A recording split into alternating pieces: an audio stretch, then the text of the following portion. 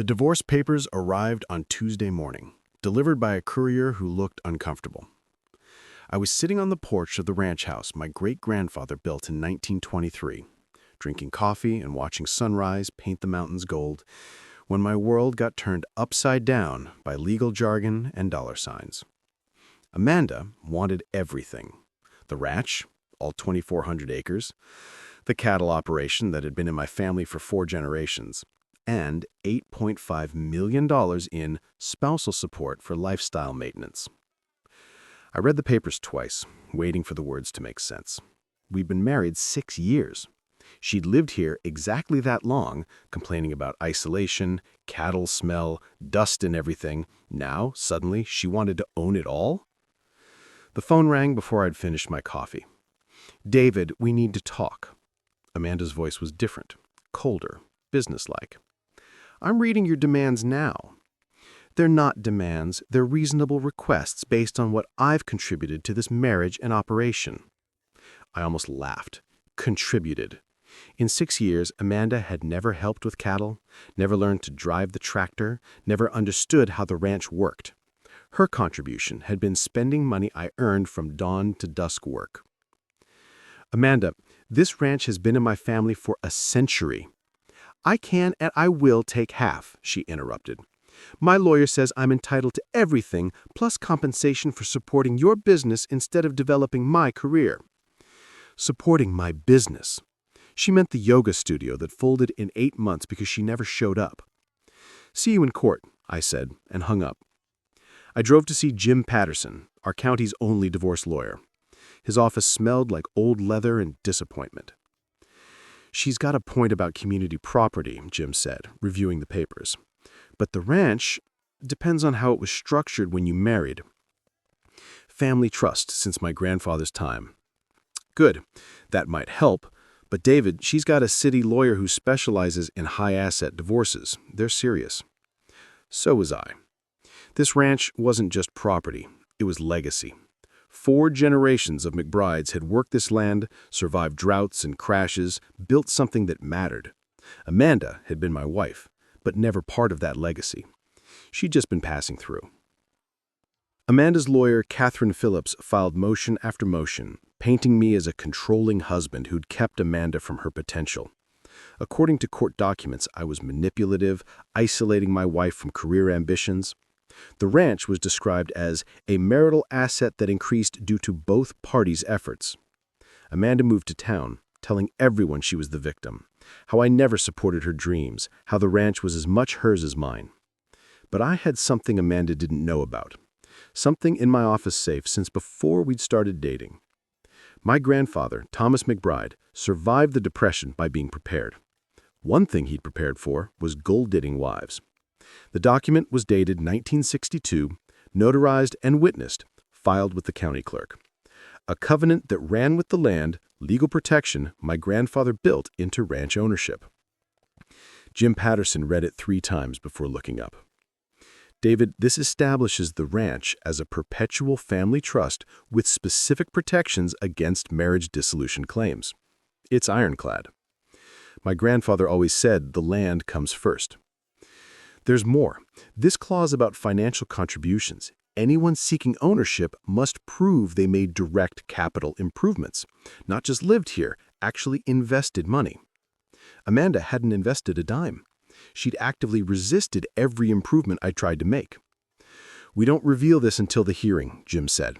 "Let her lawyer make their case first, then we show what your grandfather did 60 years ago."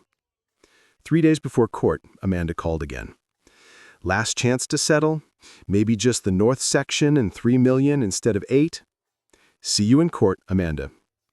Judge Martha Hendricks had seen every kind of divorce in 27 years. She listened to Catherine Phillips present Amanda's case with patient expression. "Your Honor, my client sacrificed her career to support her husband's operation. She managed household, handled correspondence, provided emotional support that allowed Mr. McBride to focus on building wealth." Amanda nodded, playing devoted wife. "The ranch increased $4 million during their marriage, largely due to Mrs. McBride's contributions. She's entitled to half that appreciation plus compensation for lost opportunities." Professional presentation designed to separate a man from his family's legacy. When Jim's turn came, he stood slowly, like an old gunfighter who knew where to place shots. Your Honor, partnership requires more than living somewhere. It requires investment, commitment, and legal standing. He picked up a manila folder. This document, filed March 15, 1962, establishes the McBride Ranch as perpetual family trust with protections against claims from non-family members, including spouses who haven't made direct capital improvements. Catherine Phillips went still. Amanda's face drained color. Jim handed copies to judge and opposing counsel. This trust was established 15 years before Mr. McBride was born. It requires anyone claiming ownership to prove they contributed funds toward capital improvements. Catherine Phillips was reading the trust, face growing pale. Your Honor, we weren't aware of this arrangement. Because you didn't ask. It's been public record for 61 years. Judge Hendricks looked directly at Amanda. Did you make direct financial contributions to ranch improvements? Amanda's mouth opened and closed. I supported David in other ways. The trust requires direct capital investment, not emotional support. The courtroom was quiet except for air conditioning and Amanda's dreams crashing. Judge Hendricks took 15 minutes to review the trust. When she returned, her expression told everything. I've examined this family trust. It's one of the most comprehensive property protection instruments I've seen. Mr. Thomas McBride clearly understood preserving family land. She looked at Amanda with sympathy and disappointment. Your emotional contributions aren't in question. However, the law is clear. This ranch was never marital property. It was, is, and remains a protected family trust. Phillips tried once more. The appreciation in value is irrelevant, the judge interrupted. The trust addresses this. Any appreciation belongs to the trust, not spouses who haven't met contribution requirements. Amanda started crying, angry tears of someone whose plan had fallen apart.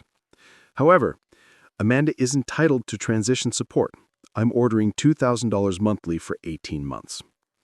Fair, more than fair, considering she planned to take everything I inherited from 4 generations. Outside courthouse, Amanda caught up with me. This isn't over. I'll appeal. That trust has been tested before. My grandfather knew what he was doing. She stared like she'd never seen me. Maybe she hadn't. Maybe for 6 years she'd seen dollar signs instead of the man she married. I loved you, she said quietly.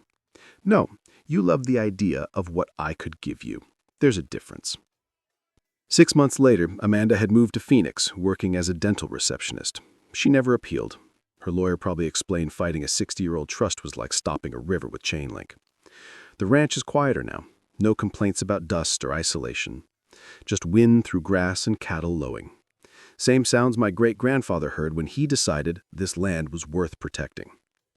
Sometimes I sit on that porch, drinking coffee and thinking about legacy. About the difference between people who build things and people who just want to own them. My grandfather's document didn't just save the ranch. It taught me about the people you let into your life. Some seek partnership.